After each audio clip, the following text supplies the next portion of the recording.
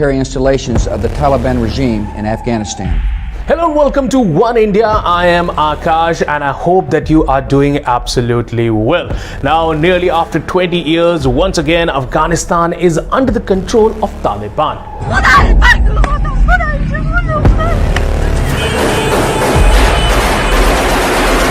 Taliban rule over Afghanistan was challenged by America in 2001 after the September 11 attack.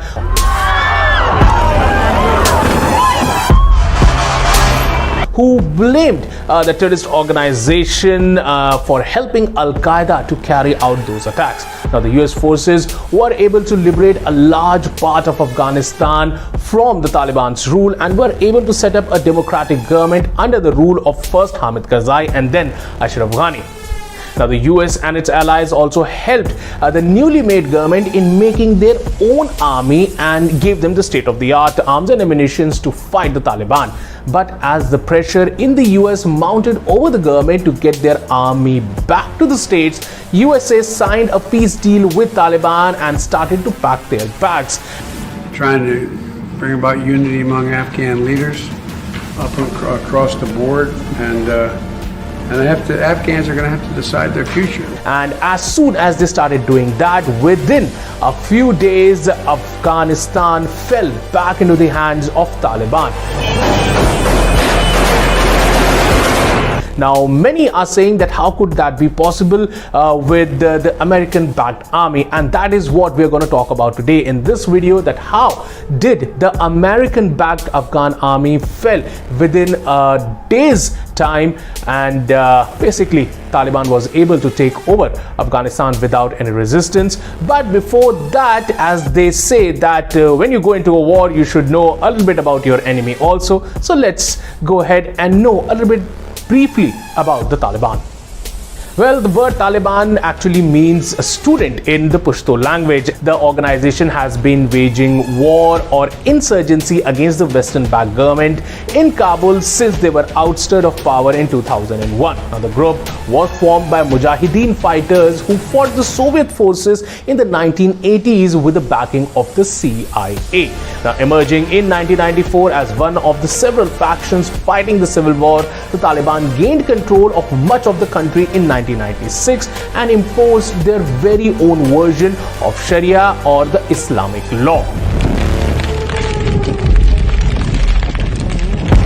Now, the group has been accused of enforcing brutal Sharia laws by doing public execution of those convicted of murder or adultery, and amputation for those who are found guilty of theft. Now, men have to grow out their beards and women have to wear burqa, which basically covers the whole of their body.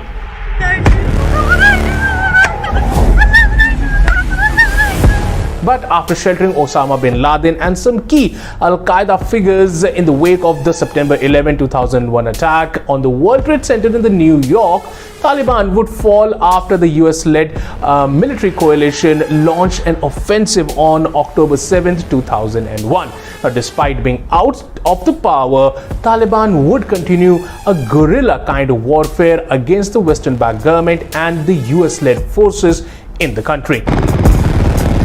So that was a little bit of brief history about the Taliban, and now let's head into some of the main reasons that why Taliban was able to basically run over the Afghan army. Now, building the Afghan security apparatus was one of the key part of the Obama administration strategy, as it sought to find a way to hand over the security and leave nearly a decade ago. Today I signed a historic agreement between the United States and Afghanistan that defines a new kind of relationship between our countries.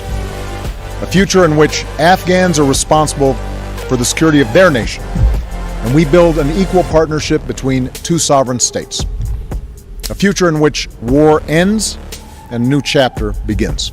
These efforts produced an army model in an image of the US military, an Afghan institution that was supposed to outlast the American war. While the future of Afghanistan seems to be more and more uncertain, there was one thing that was exceedingly clear. The United States' 20-year endeavor to rebuild the Afghan military into a robust and independent fighting force has failed. And that failure is now playing out in the real time as country basically fell to our Taliban within a matter of days. Now, it began with individual outposts in the rural areas where starving and ammunition depleted soldiers and police units were surrounded by Taliban fighters and promised safe passage if they would surrender, and left behind their equipment, slowly giving the insurgents more and more control of roads and then later districts. Now, as different positions started to collapse, the complaint was over and over the same thing, that there was no air support or they had run out of supplies and food.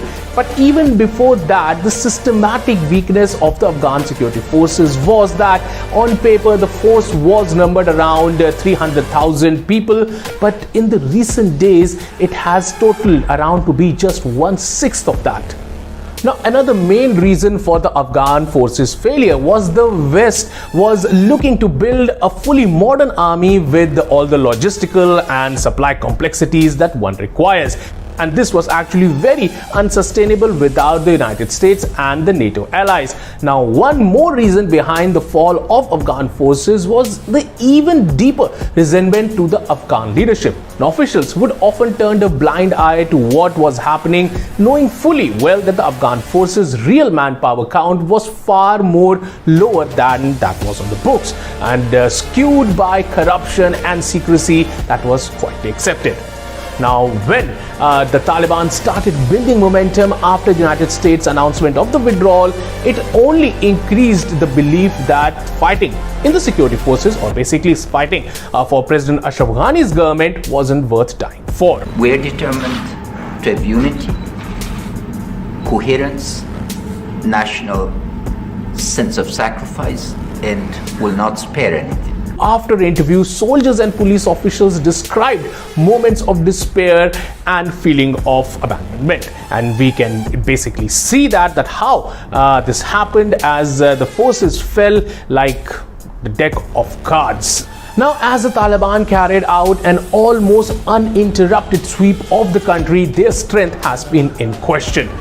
Now, official estimates have long sat on somewhere between 50,000 to 100,000 fighters, but unfortunately now these numbers are even murkier as international forces and their intelligence capabilities have withdrawn from the country.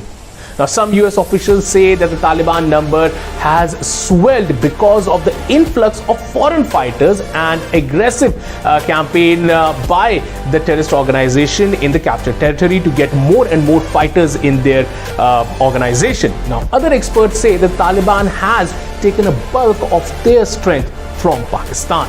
So these were the few reasons that led to the downfall of Afghan forces and the rise of Taliban once again in the area. With the emergence of the terror outfit now, there are some serious concerns about human rights violation in the country, and Afghanistan once again becoming a safe haven for the extremists.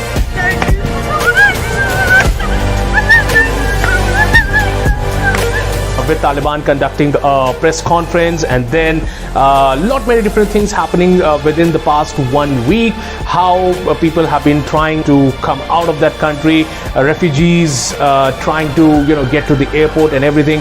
It is still very early to understand that how would Taliban 2.0 will rule Afghanistan, because let's be very honest, they are here to stay. Well, that's all we have in this video. If you liked it, don't forget to subscribe to One India News, and of course, if you want to share it, well, share it with your friends and family, and I will see you